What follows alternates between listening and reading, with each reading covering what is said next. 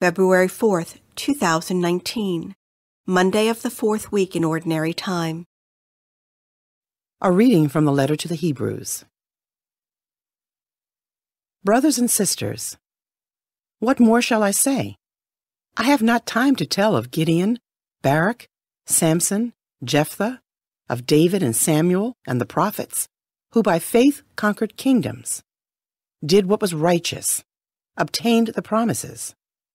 They closed the mouths of lions, put out raging fires, escaped the devouring sword. Out of weakness they were made powerful, became strong in battle, and turned back foreign invaders. Women received back their dead through resurrection.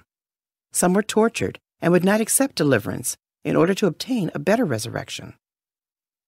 Others endured mockery, scourging, even chains and imprisonment. They were stoned, sawed in two, put to death at sword's point. They went about in skins of sheep or goats, needy, afflicted, tormented. The world was not worthy of them. They wandered about in deserts and on mountains, in caves and in crevices in the earth. Yet all these, though approved because of their faith, did not receive what had been promised. God had foreseen something better for us, so that without us they should not be made perfect. The word of the Lord. Responsorial Psalm. The response is, "Let your hearts take comfort, all who hope in the Lord." How great is the goodness, O Lord, which you have in store for those who fear you, and which, toward those who take refuge in you, you show in the sight of the children of men. Let your hearts take comfort, all who hope in the Lord. You hide them in the shelter of your presence from the plottings of men. You screen them within your abode from the strife of tongues. Let your hearts take comfort, all who hope in the Lord. Blessed be the Lord, whose wondrous mercy he has shown me in a fortified city. Let your hearts take comfort, all who hope in the Lord. Once I said in my anguish, I am cut off from your sight. Yet you heard the sound of my pleading when I cried out to you. Let your hearts take comfort, all who hope in the Lord. Love the Lord, all you his faithful ones. The Lord keeps those who are constant, but more than requites those who act proudly. Let your hearts take comfort, all who hope in the Lord.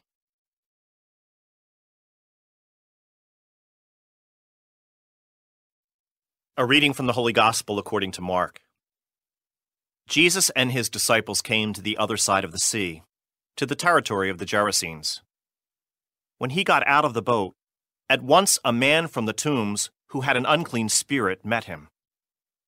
The man had been dwelling among the tombs, and no one could restrain him any longer, even with a chain.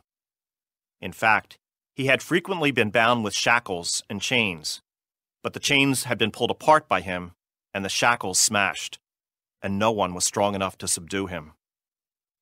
Night and day among the tombs and on the hillsides, he was always crying out and bruising himself with stones.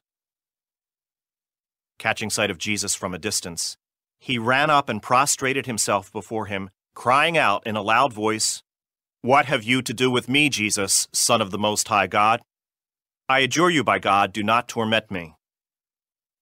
He had been saying to him, "Unclean spirit, come out of the man." He asked him, "What is your name?" He replied, "Legion is my name. There are many of us." And he pleaded earnestly with him not to drive them away from that territory. Now, a large herd of swine was feeding there on the hillside, and they pleaded with him, "Send us into the swine, let us enter them." And he let them. And the unclean spirits came out and entered the swine. The herd of about 2,000 rushed down a steep bank into the sea where they were drowned. The swineherds ran away and reported the incident in the town and throughout the countryside. And people came out to see what had happened.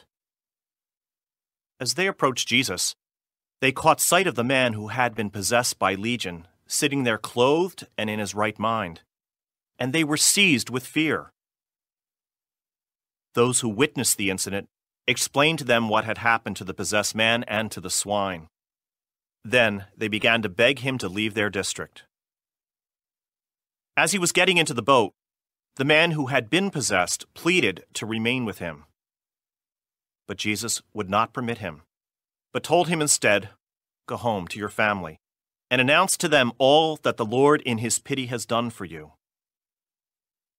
Then the man went off and began to proclaim in the Decapolis what Jesus had done for him, and all were amazed. The Gospel of the Lord.